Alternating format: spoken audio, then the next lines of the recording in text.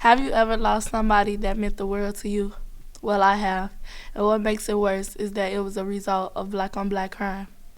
I am tired of seeing RIP t shirts and seeing people cry. Nowadays, people don't even care about who they hurt. I can still remember seeing on Facebook that my cousin had gotten shot and killed. He had just came home from jail and he was by our old neighborhood. After I called and talked to my auntie, we went to the hospital, and to hear that he had gotten shot in the head twice was heartbreaking. What if this was my brother? That's the reason that I chose this topic. I want to see if there's a way to stop black on black crime. NLCP is in one of the most dangerous neighborhoods, not only in the city but in the nation. They say the corner of Roosevelt and Kedzie ranks number 9 in dangerousness by the FBI. The violence that's going on in Chicago is extremely, I don't know, I feel overwhelmed by it. When I hear it, I feel saddened. For the 2016-2017 year alone, I've had 4 former students die, and they were under the age of 22. When I first became a police officer, our murder rate was a lot higher than it is now. Last year we had an uptick. We had 768 murders. 80% of those were African American males.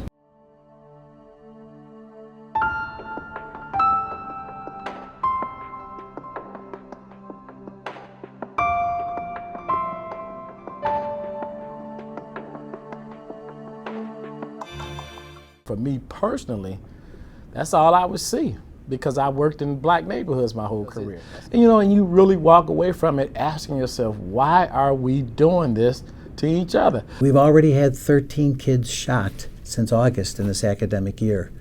So I worry every day, and every weekend I check the papers, terrified that I'll read the name of one of our students that was shot or wounded in the papers. The violent crime is concentrated in areas that are largely populated by poor African American people. That doesn't mean that African Americans, blacks, have a higher propensity for violence. That notion should be rejected squarely. And I think that there's a cynicism where people will say, well, they're doing it to themselves, as though there's a depravity of black people, and that's why they do that.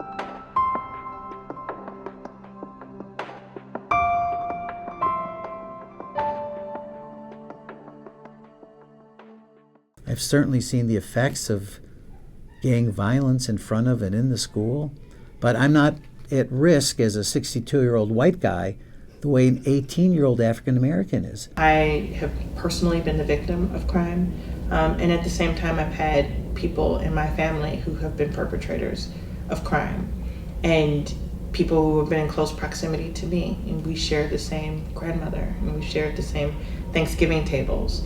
Chicago has a reputation for being one of the most segregated cities in this country, and in a lot of ways it is. And I think that because of that, that gives me empathy for the people that live in this city, and gives me a broader viewpoint in how to address the concerns of the people that live here.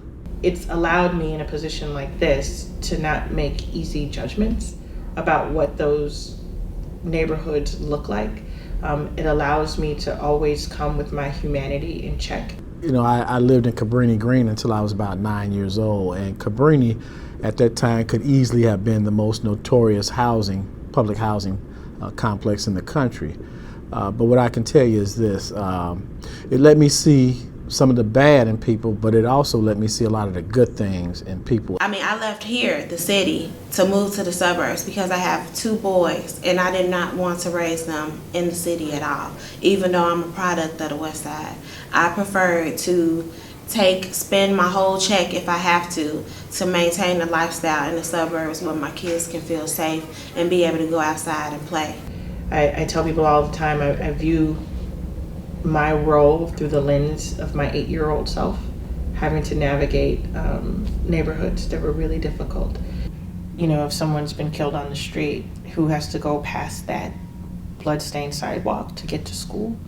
Or families who won't let their children go out to play. Is this a lack of resources? Nothing for young people to do. It's a lack of family rearing. A lot of families, a lot of kids don't have support in their family. These young black kids need male role models. I think the lack of a father figure is a real burden and pain that our kids carry. I remember when we went downstate to play basketball in 2007, championship game, 15 boys on the team, biggest game of their life, only one father showed up. So that sort of talks how absent fathers are for both celebrating success and pushing kids forward. And I sometimes feel so bad for our fathers because they don't get to see how great their kids are.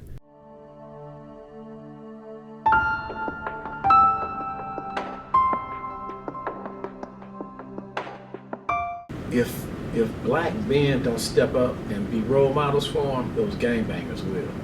They will.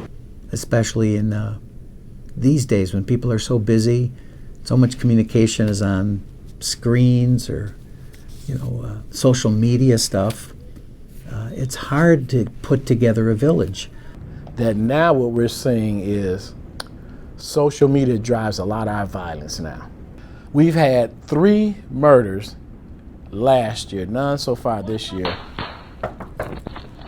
where the guy was streaming, taunting the other gang, yeah, I'm at 79th and Halsted, you punk, but whatever. And the next thing you know, so he's streaming it out there live, and they come over there, and guess what they do?